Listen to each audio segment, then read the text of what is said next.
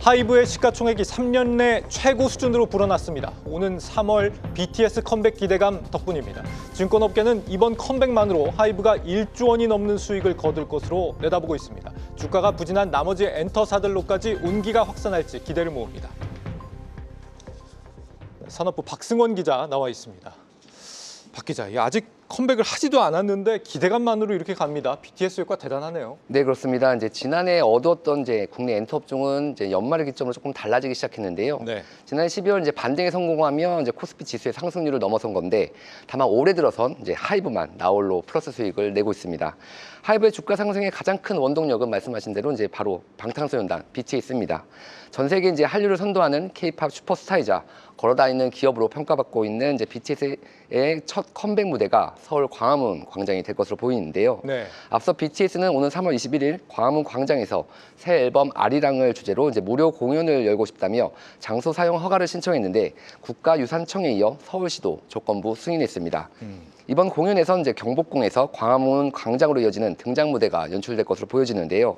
이미 광화문 광장 공연이 기정 사실화되면서 근처 호텔에 숙박비가 들썩이고 있습니다. 네. 제가 광화문 광장 근처 호텔 세 곳에 문의를 직접 해봤는데요.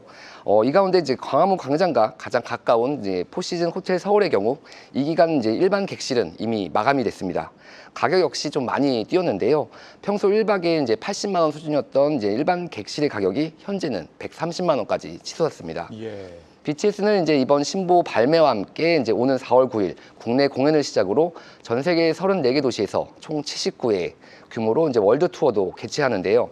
여의도 증권가에서 현재 공개된 투어 일정만으로 약 430만 명 이상의 관객이 예상되고 공연 매출만 1조 원을 넘어설 것으로 전망하고 있습니다. 여기에 앨범 판매, 굿즈까지 합치면 1조 4천억 원 이상의 수익을 거둘 것이라는 전망도 나오고 있습니다. BTS뿐만 아니라 블랙핑크도 다음 달 새 앨범을 발매하고 K-팝의 전성기를 이끌었던 그룹 엑소, 여기에 빅뱅도 데뷔 20주년을 기념해 컴백하게 됩니다. 네, 이 BTS 블랙핑크 얘기를 우리 중년을 바라보는 박승원 기자가 전해준다는 게 상당히 묘하긴 한데, 네, 그렇습니다. 그만큼 또 객관적으로 좀 짚어줄 수 있는 부분이니까요. 네, 그렇습니다. 아미는 아니잖아요. 네, 맞습니다. 아미는 아니고. 네. 예. 대형 아티스트들이 지금 컴백을 앞두고 있다는 거 외에도 엔터 업계를 좀 주목할 만한 또 기대감들이 또 어떤 게 있습니까?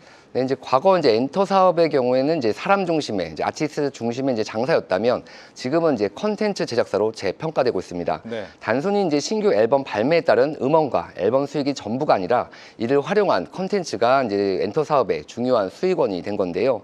그 중심에 아까 말씀드린 굿즈 사업이 자리 잡고 있습니다. 네. 국내 엔터사들은 소속 아티스트를 닮은 캐릭터를 제작해 다양한 굿즈 사업을 전개하고 있는데 이 사업이 전체 실적에 미치는 영향이 커지고 있는 겁니다.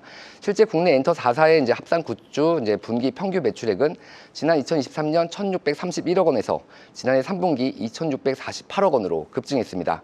월드 투어에 따른 공연 굿즈에 기획 굿즈, 팝업 스토어, 캐릭터의 무한 확장, 그리고 여기에 판매 지역과 채널의 확대 등이 복합적으로 맞물린 결과인데요. 결국 굿즈가 일시적인 트렌드가 아닌 엔터 사업의 성장의 한 축으로 자리매김한 것으로 여의도 증권가에서도 실적과 함께 중요한 투자 포인트로 꼽고 있습니다. 이번에는 중국에서 정말 공연을 할 수 있을지 모른다는 기대감, 이것도 좀 중요하게 봐야 되는 부분 아닌가요? 네, 맞습니다. 그런데 결론적으로 말씀을 드리면 지금도 중국은 좋지만 한중 관계 개선으로 더 좋아질 것으로 보입니다. 예. 한한령이라는 우려와 달리 국내 엔터 기업들의 중국 실적은 순항하고 있는데요. 이 가운데 YG 엔터의 경우 지난 2024년 순수 중국 본토 매출은 256억 원으로 전년 대비 45% 성장했습니다. 지난해 3분기엔 2024년에 71%를 벌어들인 것으로 전해졌는데요. 중국 본토 개방 없이도 만 명 미만의 소규모 팬미팅 등의 행사와 함께 굿즈 팝업 스토어가 활발하게 열린 결과입니다. 예. 이런 상황에서 K-팝 음원의 주요 수출국인 중국에서 콘서트가 재개될 경우 그 파급력은 더욱 커질 것으로 보여지는데요. 실제 여의도 증권가에선 올해 대형 아이돌의 컴백과 함께 중국 시장에 문이 열리면 엔터 5개사의 합산 매출 7조 원, 영업이익 1조 원이란 최대 실적을 거둘 것으로 전망하고 있습니다. 네. 이름 한마디로 빅사이클에 진입할 것이라는 설명인데요. 다만 엔터주의 경우 이제 호재만큼이나 변수가 많은 업종 중 하나로 꼽히고 있습니다. 엔터주 특성상 이제 소속 아이돌의 이제 재계약 이슈부터 뭐 열애설, 사건 사고 등 예측할 수 없는 리스크가 다양한데요. 그렇죠. 여기에 이제 장기간 한한령이 이제 해제가 이루어지지 않는 만큼 그 기대감도 조금 낮출 필요가 있어 보입니다. 결국 이제 엔터주의 미래 성장성을 이제 체크하는 가운데 이런 변수도 감안하면서 이제 투자하는 자세가 필요하다는 조언입니다. 예, 나머지 엔터주로의 온기 확산을 기대해 보겠습니다. 박승원 기자였습니다.